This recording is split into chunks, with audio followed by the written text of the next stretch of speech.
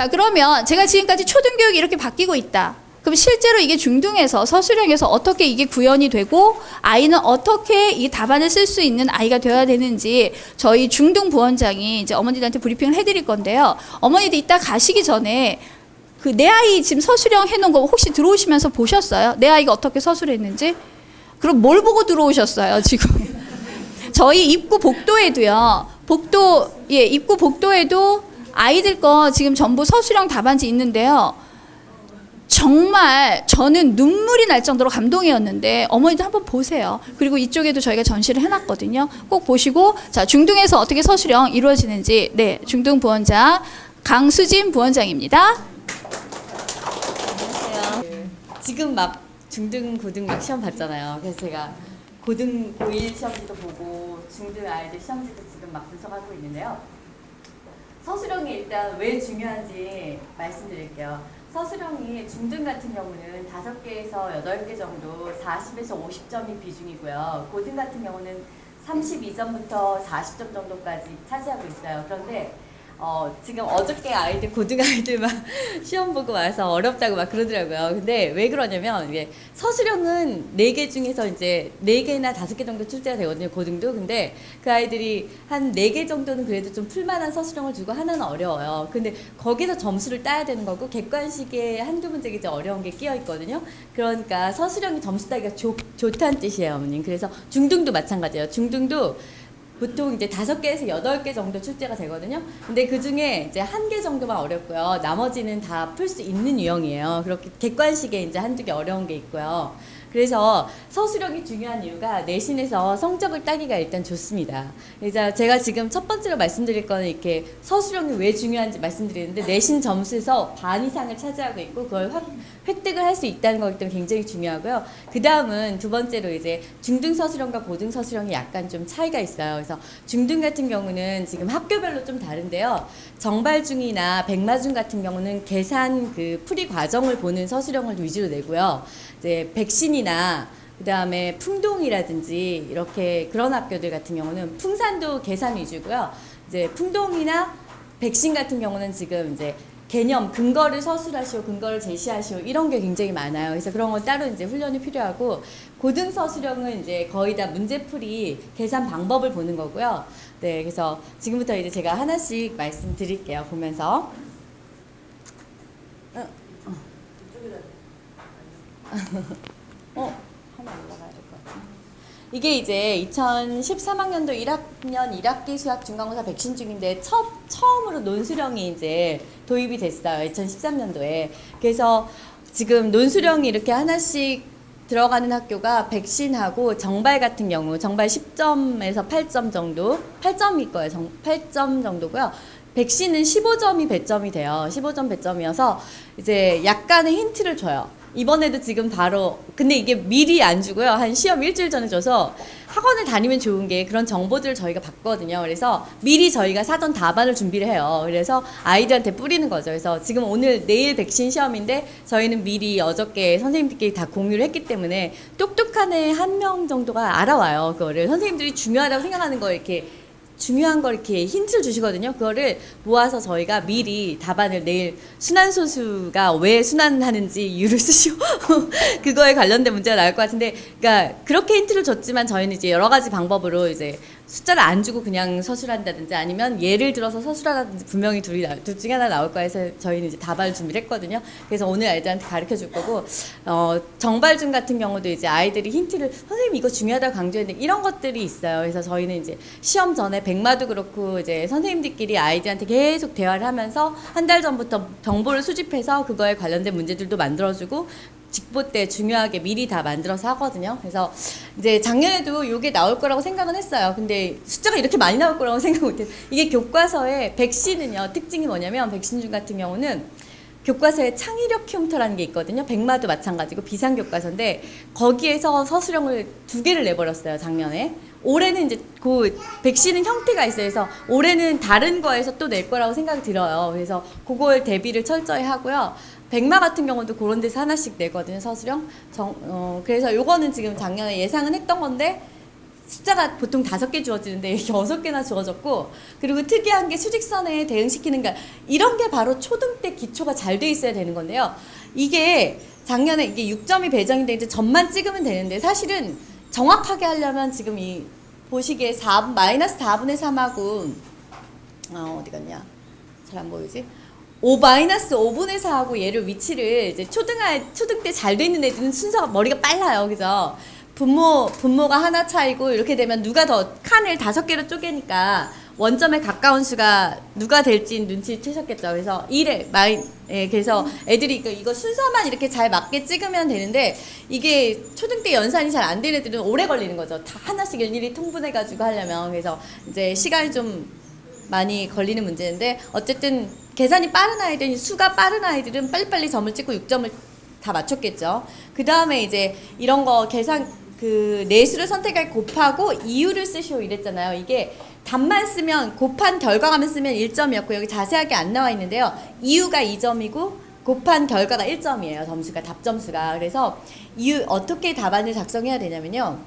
이제 저건 제가 자세하게 칸을 안 거고 저렇게 할 필요는 없고, 위치만 맞으면 6점을 다 줬어요. 순서만 맞으면, 대서 비교만. 그 다음에 결과 같은 경우는 애들이, 그래서 요 문제는요, 작년에 완벽하게 맞춘 애가 거의 없으니까 작년엔 100점이 별로 없었을 거예요.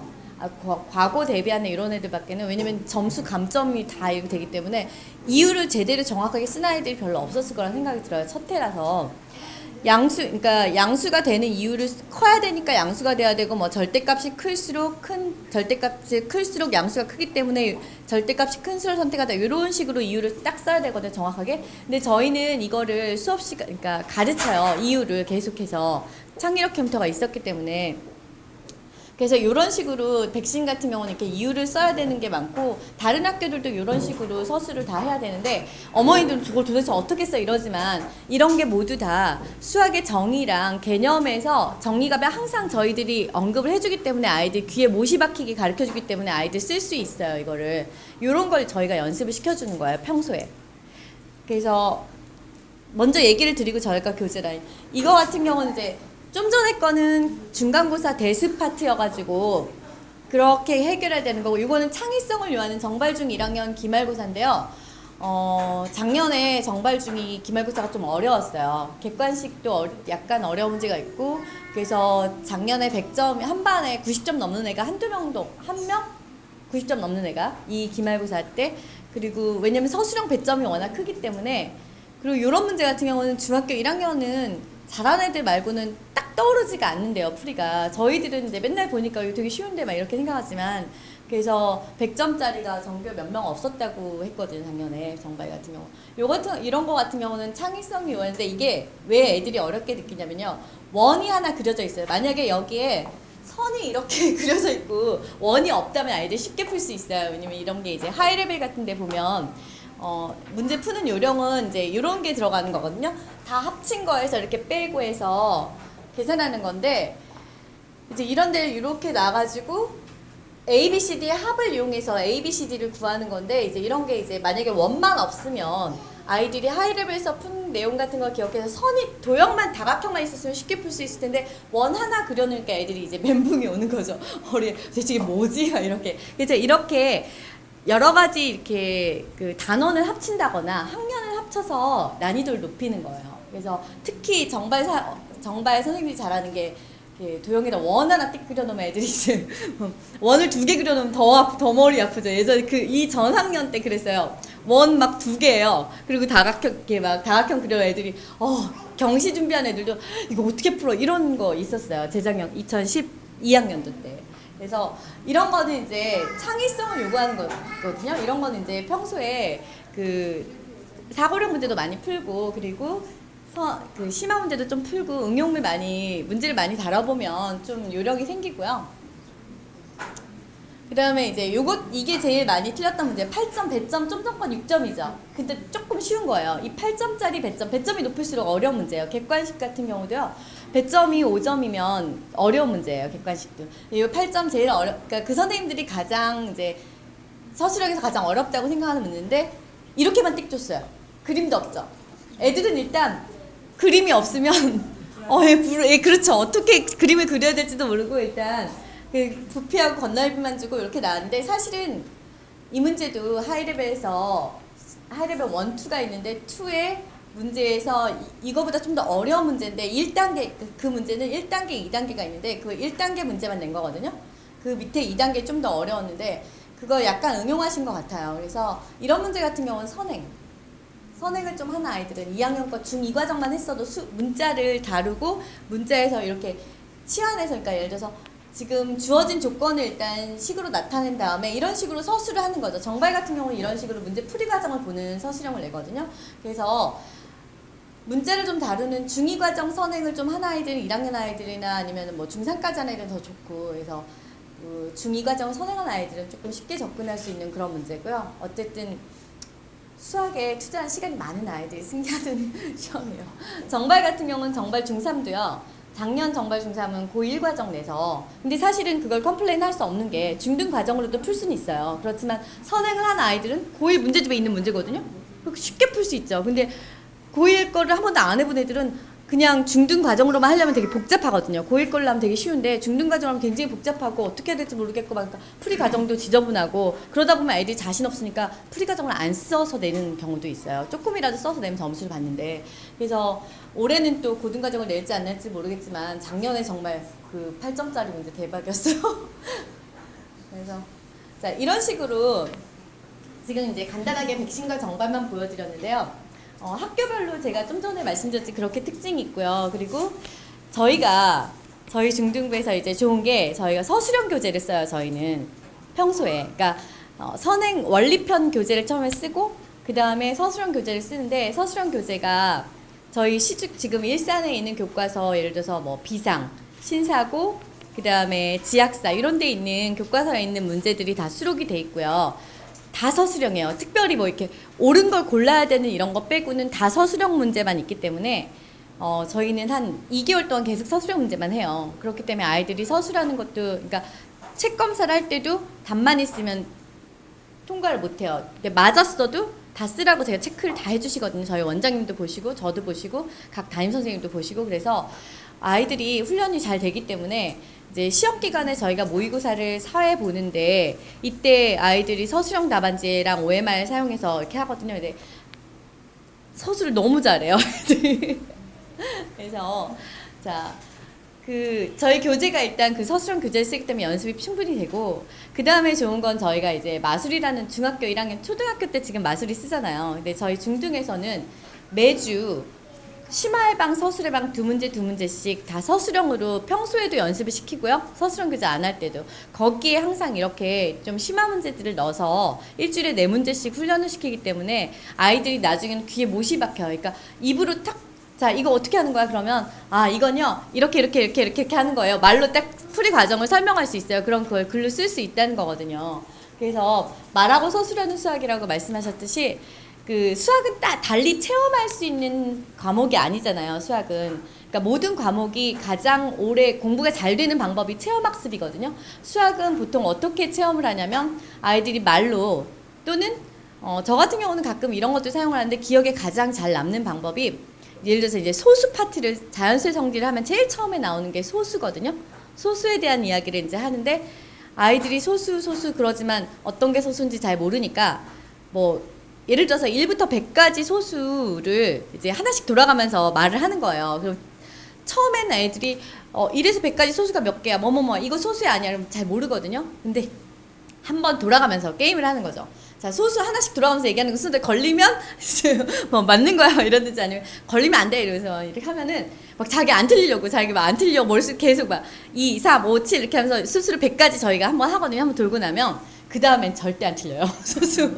그래서 예를 들면 뭐 1부터 50까지 소수가 몇 개냐 이런 문제도 나오거든요. 가끔 이게 막 옳은 거 틀린 거 고를 때 그래서 1부터 100까지 소수 그리고 또 특이한 게 이제 101이나 103 같은 게 소수고요. 503도 소수고요. 이렇게 소수가 잘 나오는 소수도 있어요. 257 같은 경우도 그러니까 저희가 중3까지 과정에 이제 그 소수와 관련된 문제들이 쭉 나오는데 이걸 몰라서 못 푸는 아이들이 있어요. 소수인지 아닌지. 저희 같은 경우는 이제 소수인지 구별하는 방법도 가르쳐주고 아이들한테 그래서 중1 때부터 그런 게 훈련이 되기 때문에 제가 이제 중3 같은 경우 지금 요즘에 수업할 때 제일 이제 힘든 게 저희 학원이 아니고 이제 중3 때 들어왔어요. 근데 중1 때 가르쳤어야 되는 그런 내용들이 이제 저랑 안 했으니까 막 이거 소수 어떻게 찾는 거예요? 소수가 이거 약수의 개수는 어떻게 찾죠? 다 까먹기도 했지만 막 그런 게 이제 오랫동안 기억에 남게 가르쳐줘야 되는데 이제 그 안 하다 보니까 중3 고1 때도 그런 게 다 나오거든요. 약수의 개수라든지 소수인지 아닌지 구별해야 되는 문제를 풀 수 있는 방법도 있고 그래서 그런 게 이제 아이들이 중학교 1학년 때 충분히 계속 제곱수는 뭐야? 제곱수의 성질은 뭐야? 제곱수의 정의가 뭐야? 부터 시작해서 그러니까 수학은 정의를 정확하게 알아야 서술을 할 수가 있거든요. 그 개념도 정의에서 나오고 그래서 그 가장 모든 학문에서 중요한 게 정의이기 때문에 일단 모든 단어를 시작할 때 용어의 정의를 정해놓고 시작을 해요. 수학은. 그래서 그 정의를 배우는 학문이고 그 정의를 이용해서 서술하고 그 정의를 이용해서 모든 문제에 접근하기 때문에 그게 계속 생활화돼야 되는 거죠. 뭐 예를 들어서 지금 1학년에서 가장 많이 나오는 게 제곱수의 성질이고 3학년 때도 제곱근에서 제일 많이 나오는데 제곱수의 성질은 뭐야? 제곱수는 뭐야?부터 시작해서 그러면 이제 제곱수는 뭐야? 제곱수의 성질이 뭐야? 그럼 애들 입에서 자연수를 제곱한 수 제곱수 그 다음에 제곱수 지수가 모두 짝수인 게 소인수분했을 때 지수가 모두 짝수인 게 제곱수야 약수의 개수가 홀수야 이런 성질 다 알고 있어야 해서 지금 내일 나올 시험 같은 경우도 서술형에도 그 제곱수를 찾는 문제가 있거든요. 그 제곱수의 성질을 얘기하고 특징도 얘기하고 제곱수의 성질에 대해서 아는 대로 논하시고 이런 게 나올 수도 있고 하니까 그런 걸 미리 다 이제 아이들한테 계속 말로 해주고 해서 아이들이 그냥 몸에 딱 배이게끔 해주면 수학이 어렵지 않은 거죠, 애들이. 그래서 만약에 그런 방법을 안 가르쳐주고 애들한테 그냥 네가 알아서 서술해 이런 식으로 하면 아이들은 멘붕이죠. 그냥 무조건 잘 아는 대로. 그래서 제가 지금 이제 중1 아이들도 저희 6학년에서 올라온 애들과 한 달 전에 들어온 아이들 비교해보면 시험 결과를 놓고 비교를 해볼게요. 한 아이는 6학년 때부터 5학년 때부터 저희 학원 다녔던 아이인데 서술하는 방법을 제가 이제 저희 어릴 때부터 배웠기 때문에 올라올 때부터 배워서 아이들이 간단하게 정확하게 딱 필요한 것만 서술할 수 있기 때문에 시간이 부족하지 않았거든요. 근데 한 친구는 이제 한 달 전에 들어왔는데 제가 계속 한 달 동안 훈련 시켰어도 한 달 갖고는 택도 없어요. 한 달 동안 되는 게 아니에요. 이거는 6개월 이상 장기적으로 해야지 아이들 몸에 배고 되는 거기 때문에 그 친구는 제가 이제 계속 가르치면서 보잖아요. 계속 가르쳐도 너무 길게 서술하는 거예요. 그게 좀 약간 고집도 있긴 하지만 그게 몸에 자기가 어릴 때부터 갖고 있던 그런 게 이제 하루아침에 바뀌지는 않거든요. 그래서 쓸데없는 것까지 다 쓰는 거예요. 결국에는 시험지 쓰다가 뺏겨대요. 다 풀지도 못하고.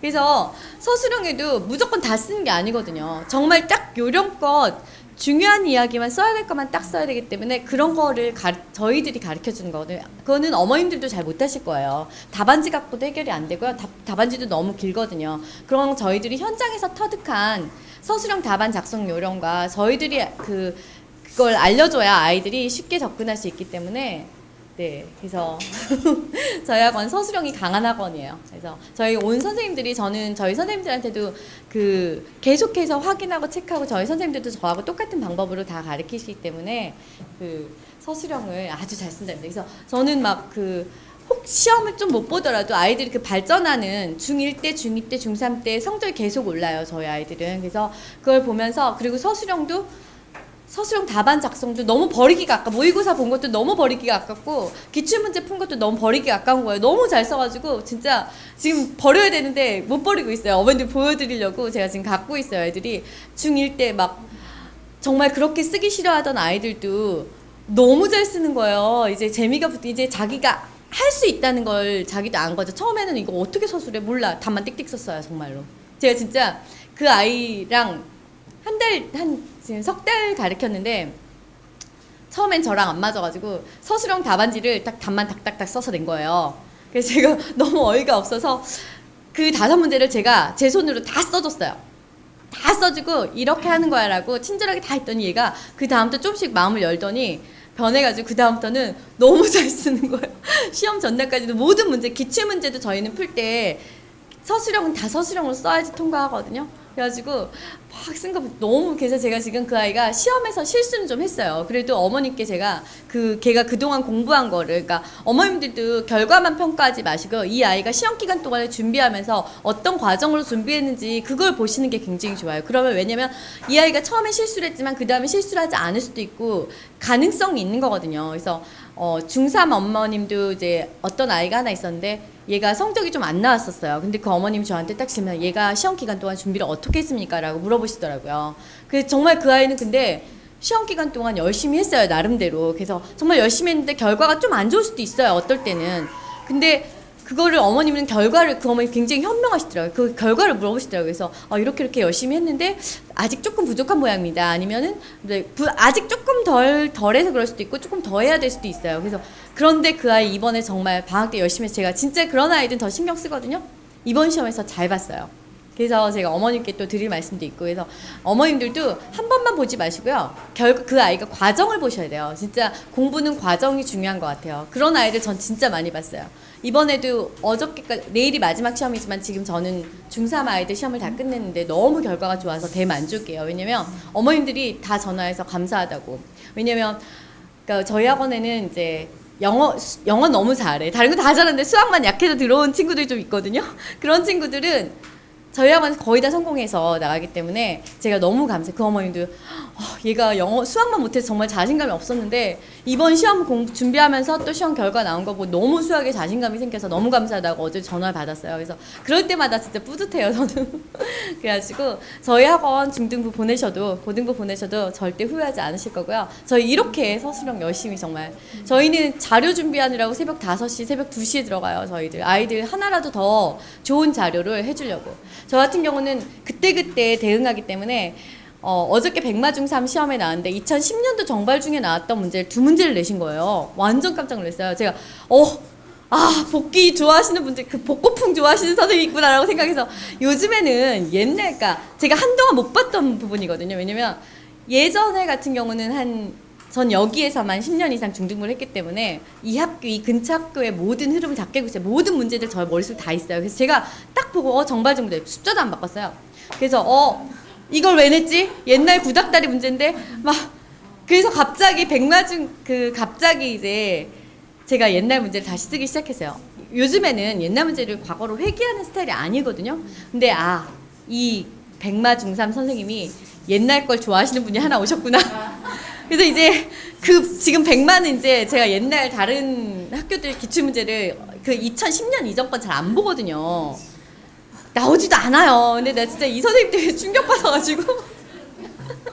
그래가지고 이제 그 시험을 오늘, 그래서 어저께 급히 막 중3 거 자료 다 뒤집었잖아요.